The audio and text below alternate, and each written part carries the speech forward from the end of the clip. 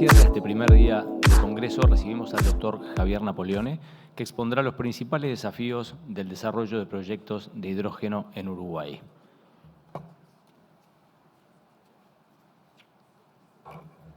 Bueno, primero que nada, buenas tardes para todos. Agradecerle a Auder, a Marcelo, a Diego por la invitación a exponer acá en este día. Y bueno, un poco la idea de la charla de hoy era conversar con ustedes de los principales desafíos a la hora de la implementación y desarrollo de estos proyectos de hidrógeno verde que nos ha tocado de ver desde nuestro lugar, desde una perspectiva legal, pero al mismo tiempo también haciendo un análisis de todos los proyectos como un todo,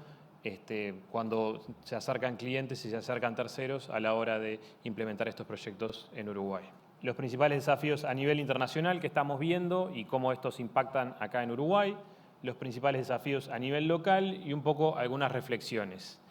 Y bueno, para empezar, el primer desafío es que me toca cerrar esta charla después de todo el día, que ha sido un día largo, pero trataré de hacerlo lo más ágil posible.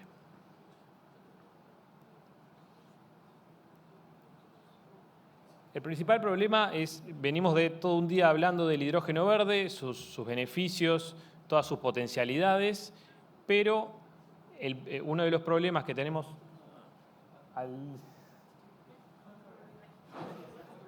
Vamos para atrás. Nadie me dijo que iba a ser tan desafiante. Bueno. Ya ni la pantalla, hasta la pantalla está cansada, pero bueno. Lo que estaba tratando de ilustrar con la pantalla, con un poco la imagen era... Ahí volvió. Lo que quería ilustrar un poco con esta imagen es todos esos colores son distintas sombras de verde y también esto es una realidad que está pasando al día de hoy a la hora de implementar proyectos de hidrógeno verde. No hay una definición clara a nivel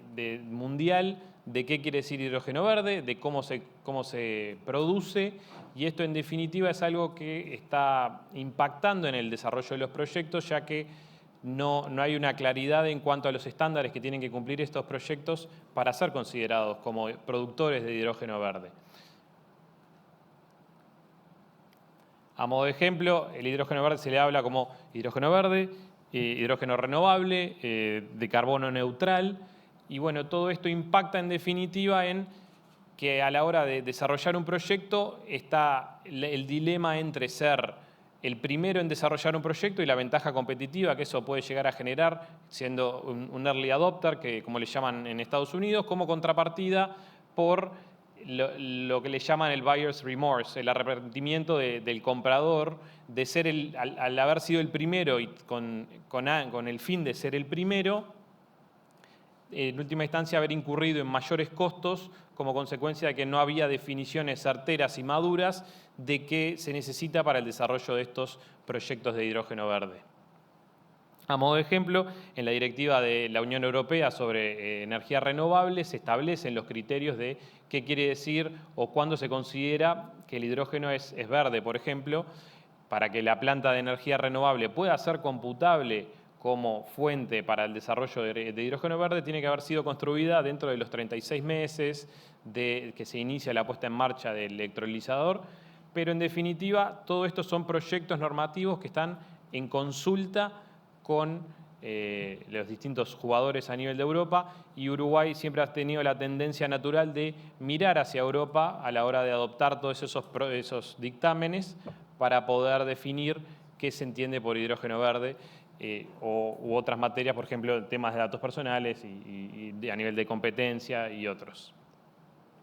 Entonces, en definitiva, toda esta incertidumbre y falta de reglas claras todavía, o que está todavía muy incipiente respecto de qué quiere decir el hidrógeno verde o cómo todos estamos de acuerdo que el producto de una determinada planta es verde, todo esto redunda en mayores costos y mayor incertidumbre para los desarrolladores de estos proyectos y en definitiva también mayores demoras en la adopción del hidrógeno como un nuevo vector energético.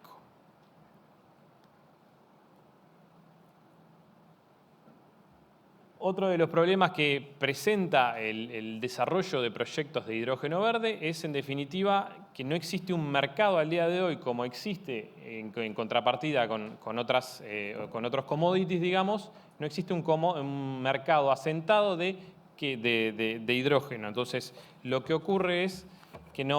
se genera el dilema de, bueno, no se generan proyectos de hidrógeno como consecuencia de que no hay mercado, o no hay mercado como consecuencia de que no se generan proyectos.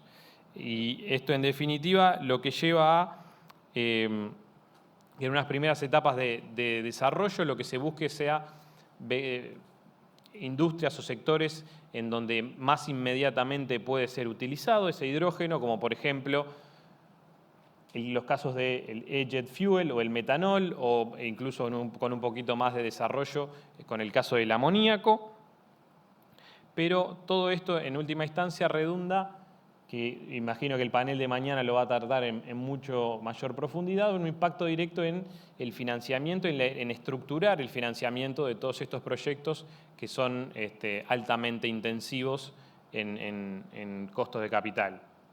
En definitiva, la inexistencia de un mercado, de un mercado profundo para la colocación del hidrógeno redunda en que se tenga que ir por la otra alternativa de que es contar con contratos de compraventa de hidrógeno a largo plazo que pueda mitigar la inexistencia de ese mercado profundo de hidrógeno para poder vender ese producido de los propios productores. Y en definitiva, que eso es lo que normalmente busca y lo que el mercado está familiarizado de ver a la hora de financiamiento de proyectos de esta naturaleza, especialmente en los relacionados con energía renovable, y que ha sido la práctica habitual en el mercado uruguayo, la existencia de un contrato de compraventa de energía eléctrica a largo plazo, en el caso de Uruguay especialmente en dólares, con una modalidad de take or pay, en definitiva, en donde UTE en este caso aseguraba la compra de todo lo que se volcara a la red eléctrica a un valor prefijado. Y esto en definitiva redunda en la necesidad de crear estos esquemas, o el desafío que presenta esta situación, de crear esquemas que puedan ser atractivos para el desarrollo de contratos a largo plazo de compraventa de hidrógeno. Y ahí un poco, ahí sobre el final de la diapositiva mencionaba el ejemplo de Alemania, que es a nivel de H2 Global se está implementando un esquema en donde, para poner un poco en contexto, hay una cierta asunción de parte del Estado, el Estado es quien empuja la neutralidad de carbono para 2050, y en ese aras de empujar hacia la neutralidad de carbono para 2050 en el Acuerdo de París, por ejemplo, también asume su rol de contribuir al desarrollo de estos mercados y de estos esquemas. Y en el caso de Alemania, que salió a consulta, si mal no recuerdo, hace un par de semanas, es un esquema mediante el cual un instituto asume la obligación de ofrecer un contrato de compraventa de hidrógeno a largo plazo y asume el riesgo de comercialización, pero en una estructura de colocación de riesgos en donde vuelca todos los riesgos de midstream que normalmente eran asumidos por parte del comprador, se los vuelca al vendedor, o en este caso productor de hidrógeno, y este instituto únicamente asume el rol de comercializador a través de contratos de corto plazo. Y de esta manera robustece a aquellos que suscriban contratos con este instituto y puedan presentar una estructura más amigable y más financiable para permitir el desarrollo de este mercado de hidrógeno y, bueno, frente a un escenario más a largo plazo y de mayor madurez del mercado, en donde habilite a la existencia de un mercado y ya el desarrollo no tanto de project finance, sino lo que se denomina como merchant finance, en donde existe un mercado de financiamiento más profundo para este tipo de proyectos. Y el tercer desafío que se presenta, sin fotito, es, en definitiva, si bien la tecnología de electrólisis es una tecnología que se encuentra ampliamente desarrollada, por ejemplo, para cloro-soda, hay empresas muy reconocidas que vienen desarrollando esta tecnología hace mucho tiempo, el principal problema que presenta la tecnología es, primero, si nos encontramos en un estadio de la tecnología lo suficientemente maduro como para que sea rentable para el desarrollo de todos estos proyectos, aunque bueno, en definitiva la tecnología se espera que baje, el costo de la tecnología se espera que baje. También está el rol de la competencia con otros vectores tecnológicos, con otras tecnologías, como pueden ser, por ejemplo, el desarrollo de baterías y la competencia de otros vectores energéticos frente a esos desarrollos. Y por último también, mencionar algo que normalmente ocurre y que se ve en el desarrollo y estructuración de estos proyectos es los problemas que puede llegar a presentar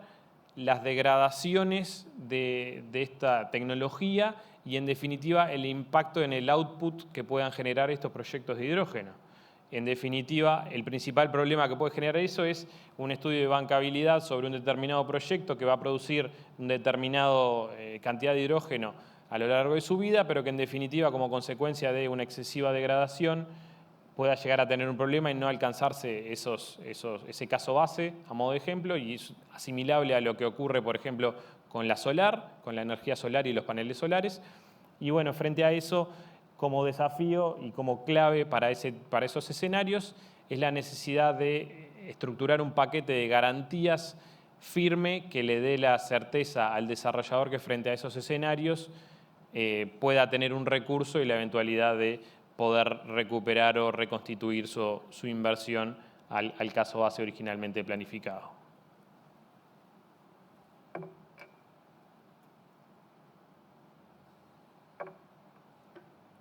Y bueno, y eso en cuanto a los desafíos que vemos a nivel global. A nivel local, los principales desafíos, que ya lo hemos ido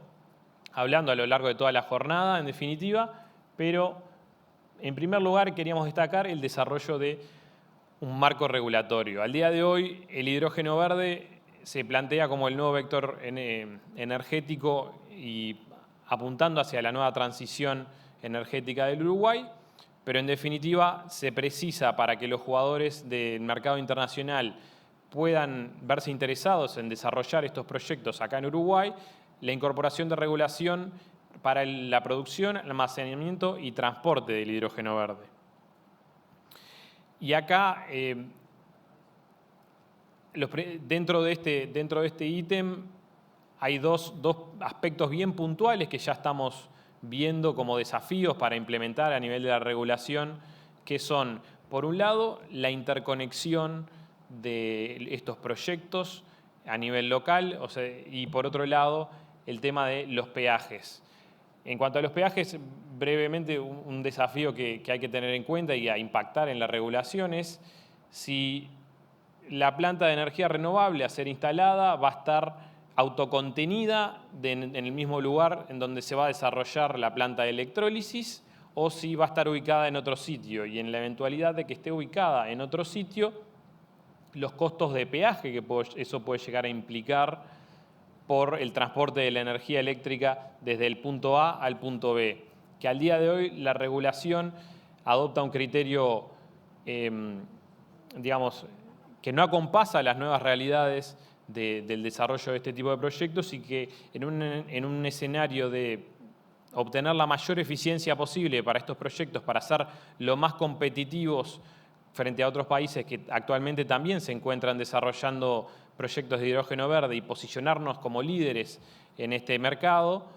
es la necesidad de acompasar y tratar de mitigar o eliminar esos costos lo más posible. Por otra parte, y asociado con el concepto de qué se entiende por hidrógeno verde, está el tema de la interconexión de esos proyectos de desarrollo de energía eléctrica, de energía renovable, con los proyectos de electrólisis. Y particularmente, acá hay gente mucho más experta que yo, pero existen dos tecnologías para la electrólisis, la de membrana y la alcalina. La de alcalina tiene que estar siempre conectada a la energía eléctrica y la alcalina al revés, y la de membrana es regulable.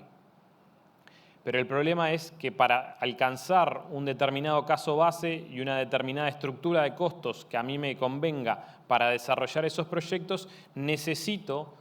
de una cierta inyección de energía, y para los escenarios en que yo o la planta que desarrollé para autoabastecerme no me alcance, que yo tenga que tomar esa energía de la fuente de la red nacional. Y ahí es donde está en juego al día de hoy una gran discusión a nivel local de si existe el concepto de potencia firme en cuanto a la energía renovable que va a abastecer eventualmente a esos proyectos de hidrógeno verde. Otro de los puntos álgidos en lo que tiene que ver con la instalación de plantas de hidrógeno es el régimen de propiedad, básicamente, para decirlo ampliamente. A la hora de desarrollar proyectos de energía, se pueden establecer a nivel como el proyectista puede o ser arrendatario de la tierra o ser propietario de la tierra. Siendo propietario de la tierra, obviamente un costo mucho mayor versus el ser arrendatario. Pero la contrapartida de ser arrendatario es que está limitado actualmente por el Código Civil a un régimen de 30 años y la vida útil de estos proyectos muchas veces excede de esos 30 años, por lo tanto se plantea el desafío de cómo acompasar la realidad para tratar de permitir una mayor bancabilidad y una mayor eficiencia de estos proyectos. Asimismo, también está el problema de que únicamente al día de hoy está contenido para desarrollo de plantas de energía eléctrica y entonces, en definitiva, no habría que ver si eso se entiende o se hace extensible a la planta de electrólisis, si ese régimen también va a ser aplicable, porque de lo contrario el régimen que aplica es otro y puede ser más gravoso también a la hora de la estructuración de estos proyectos a más largo plazo. Y por último, comentar a nivel del marco regulatorio, tener una claridad o una transparencia de todo lo que tiene que ver con los permisos asociados para el establecimiento y desarrollo de todos estos proyectos. Para listar algunos se requiere un análisis de viabilidad ambiental, un estudio de impacto ambiental, una autorización ambiental previa, para la toma de agua un permiso de DINAGUA, permisos a nivel departamental, en caso de que exista un contrato de compraventa de energía eléctrica, registrar ese contrato, y así puedo seguir listando varios otros permisos. Y en definitiva, el planteo de la ventanilla única es la posibilidad de que exista para aquellos proyectistas que quieran implementar estos proyectos. El ventanilla única es un ideal, pero en definitiva sí un esquema bien claro de todos aquellos permisos que le van a ser requeridos y darles la mayor flexibilidad en cuanto a la presentación y a los tiempos de tramitación de todos estos proyectos. Porque también otro aspecto que no se puede desconocer es que al día de hoy se trata de una carrera para el desarrollo de todos estos proyectos, porque Uruguay está compitiendo con muchos otros países en la región, y la necesidad de habilitar a todos aquellos que quieran desarrollar proyectos de hidrógeno acá en Uruguay, que sientan ese diferencial a la hora de tramitar un proyecto acá en Uruguay. El segundo desafío a nivel local es el desarrollo de infraestructura. La necesidad de contar con una infraestructura adecuada para permitir que los proyectos se puedan desarrollar en Uruguay y se puedan desarrollar con una estructura de costos eficientes. Por ejemplo, la necesidad de construcción de carreteras, de vías de tren, gasoductos, terminales portuarias especializadas. Al día de hoy tenemos la suerte de que Uruguay está realizando una inversión muy fuerte en carreteras. Tenemos a nivel de vías de tren, tenemos el ferrocarril central, que además de conectar Paso de los Toros con el puerto de Montevideo, va a tener capacidad para poder transportar hidrógeno eventualmente o derivados del hidrógeno desde el centro del país al puerto de Montevideo, como puerto de Montevideo de salida al resto del mundo. Y también está la potencialidad de ampliar la vía de tren de Paso de los Toros hacia más arriba, o usar Paso de los Toros como un nodo para la salida del hidrógeno a través del puerto hacia las zonas de mayor mayor recurso eólico y también mayor recurso solar en las zonas de mayor complementariedad del país. Después, en cuanto a lo que refiere con gasoductos, vale la pena mencionar que a nivel de rendición de cuentas, en el proyecto de rendición de cuentas ya se está estableciendo un régimen legal para el establecimiento de servidumbres, para el establecimiento de gasoductos o hidrogenoductos, que esto va a permitir el desarrollo de hidrogenoductos que puedan conectar y obviamente a un costo mucho más beneficioso y mucho más eficiente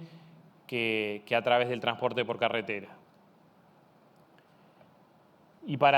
en definitiva, ¿cómo podemos desarrollar toda esta infraestructura, este desarrollo de infraestructura que pueda llegar a ser necesario? Bueno, tenemos los esquemas de contratación habituales para la obra pública. Hoy en día está muy de moda para todo lo que tiene que ver con carreteras, los denominados CREMAFs, pero no debemos olvidarnos de los contratos PPP o los contratos de obra pública directos para fomentar el desarrollo de todas estas infraestructuras.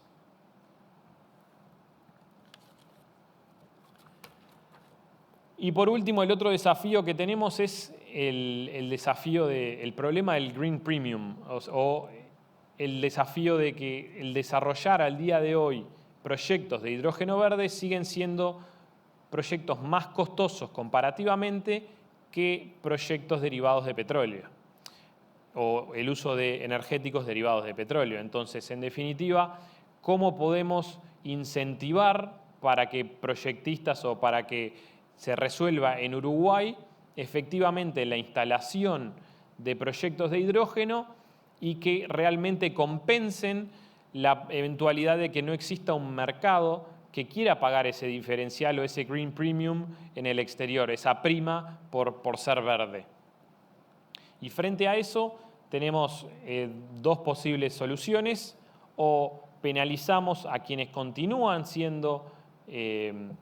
utilizando carbono a través de tributos al carbono,